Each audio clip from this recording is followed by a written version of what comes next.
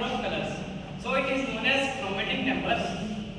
So it's an application of backtracking.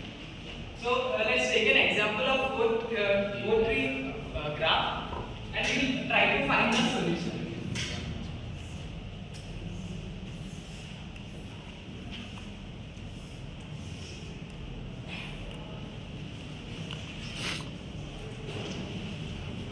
So here is a graph which the vertices are A, B and C. So we will try to make different colors in those vertices. So we will take example of three colors like R, G. So those are red, green and blue.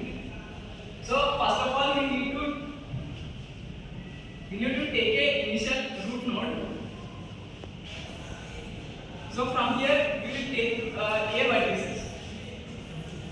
And we will try to color with red color.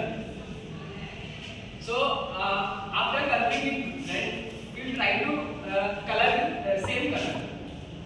So R, red color. So it is not possible.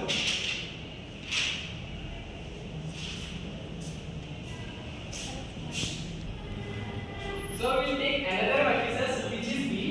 So we will try to color with same color which is red. So it is not possible because adjacent side color should not be same. So we will try to color with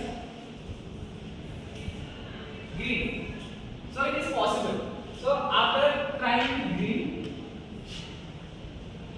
we will try to we will move to another vertices. So which is C. Again we will try to color red. So it is possible because both the vertices colors are different. So we will move to another vertex which is D, and we will try to color with same red color. So it is not possible because both the vertices colors are same.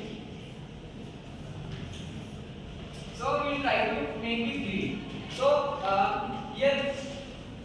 here we found one of the possible outcome which is red, green, red and green.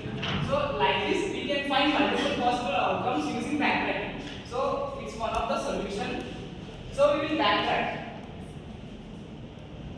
And we will again try to make same vertex with a different color which is blue. So it is possible.